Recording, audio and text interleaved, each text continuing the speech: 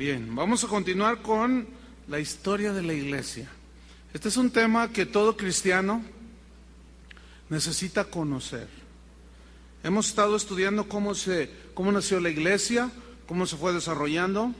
La reunión pasada hablamos acerca de cómo fue que se desarrolló el papado. Y ahora vamos a hablar acerca de las doctrinas del papado. Pero antes debo decirles algunos otros información para que ustedes estén más informados precisamente de cómo se desarrolló todo esto. El jueves pasado hablamos de algunos de los papas que están registrados ahí en la historia y nos quedamos en uno que se llamó Inocencio VIII. Este papa subió al trono en el 1484 y duró hasta el 92. Dice la historia que él tuvo 16 hijos. Todos sus hijos eran de mujeres casadas. Él vendía los puestos cardenalicios y los puestos que tenían que ver con la iglesia. Y él hizo algo que quedó en la historia grabado y que avergüenza a muchos católicos, pero este papa hacía corridas de toros en la plaza de San Pedro.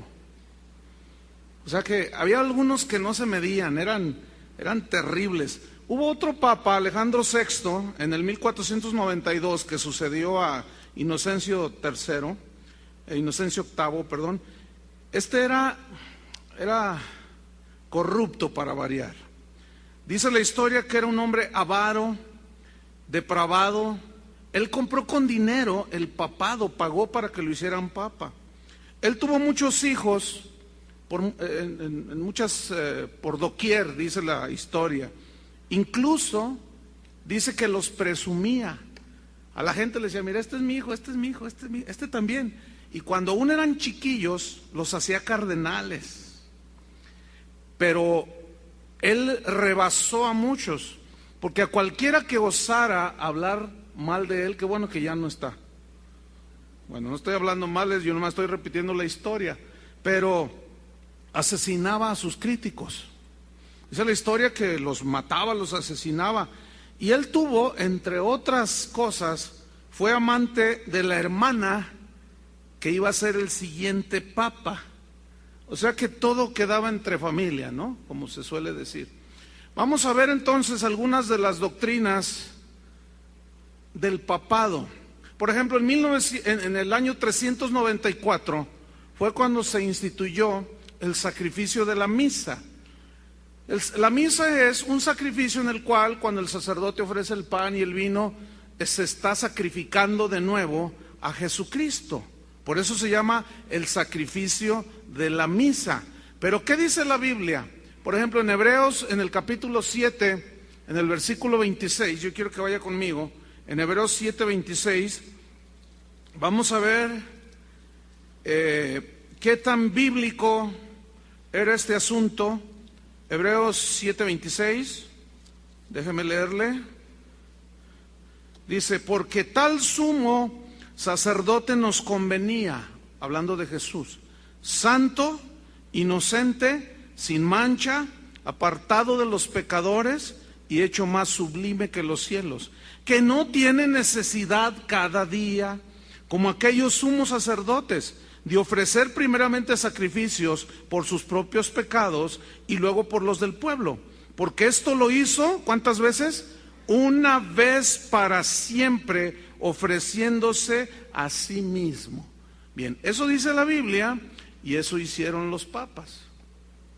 En el año 450 de nuestra era, uno de los papas, uno de los Gregorios, estableció el celibato sacerdotal, el celibato obligatorio, es decir, todo el que quisiera ser sacerdote debería de ser célibe, no podían casarse, pero esa práctica no se conoció hasta ese entonces, poquito después del año 300, ¿se acuerdan cuando llegaron los que se aislaron en los monasterios? Ahí empezó un asunto de para no contaminarse, según ellos, y entonces establecieron el celibato obligatorio. Pero vamos a ver qué dice la Biblia en 1 Timoteo capítulo 3. Está atrasito de Hebreos. 1 Timoteo capítulo 3, en el versículo número 2.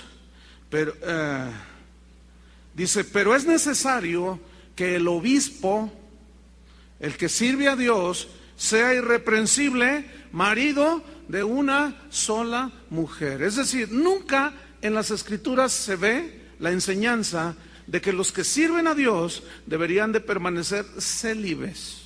Y una de las señales de apostasía es que prohibirán casarse. Según 1 Timoteo, si usted se fija en el versículo, en el capítulo 4, 1 Timoteo 4, pero el Espíritu dice claramente que en los postreros tiempos algunos apostatarán de la fe, o sea, dejarán los principios del Evangelio, escuchando a espíritus engañadores y a doctrinas de demonios, por la hipocresía de mentirosos que, teniendo cauterizada la conciencia, número 1, ¿qué van a hacer? Prohibirán casarse. ¿Qué coincidencia? Digo coincidencia en este sentido. ¿Qué dice la Biblia y qué decían ellos? Entonces, a la luz de la Biblia, es como nosotros debemos de pasar toda la historia de la iglesia. Vamos a llegar hasta nuestros días. No se imaginan las ganas que tengo de que lleguemos al tiempo de la Reforma. Pero ya con paciencia, ¿no? Ahora bien, en el año 460 después de Cristo, por supuesto, otro de los papas estableció la oración por los muertos.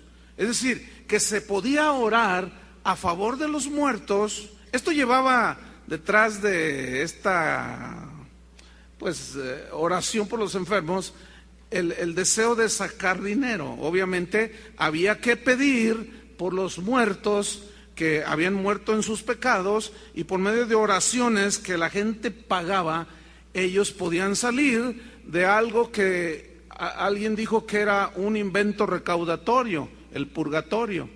Entonces todo esto era un plan muy bien armado para sacarle dinero a la gente.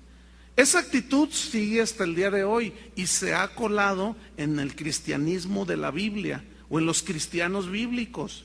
Usted prende la televisión, que se precie de ser cristiana y mande tanto dinero, nosotros oramos por ustedes para que reciban la bendición de Dios. O sea, hay que pagar, hay que comprar las bendiciones de Dios. Pero ¿qué dice Hebreos 9:27? Vaya adelantito, de ahí vamos a estar viendo bastante. Otra vez, Hebreos 9, en el versículo 27, respecto a la oración de los muertos. ¿Podrá haber alguna oración que ayude a las personas una vez muertas? Bueno, vamos a ver qué dice la Biblia. 9:27 de Hebreos, y de la manera que está establecido para los hombres. ¿Quién lo estableció? Dios. Que mueran una sola vez, y después de esto deben de esperar ¿qué? El juicio. O sea, una vez muerto, ya la oportunidad la tuvimos, o la gente la tuvo mientras estaba con vida en este mundo. Así llegamos al año 526, cuando otro de los papas inventa la doctrina de la extrema unción. Esto es que cuando una persona está muriendo o no alcanza a llegar el sacerdote y se le murió, llega y le da los santos óleos y lo rocía de aceite y óleos. Entonces ya eso garantiza que la persona va derechito al cielo. Pero ¿qué dice la Biblia? Con el mismo versículo que acabamos de leer, está establecido para los hombres que mueran una sola vez, y después de eso ¿qué? El juicio. No hay más. Llegamos al año 593 de nuestra era, donde se injerta o se inventa la doctrina del purgatorio. ¿Qué es esta doctrina? Supuestamente es un lugar a donde van aquellos que murieron en sus pecados, que no pudieron confesarse con un sacerdote.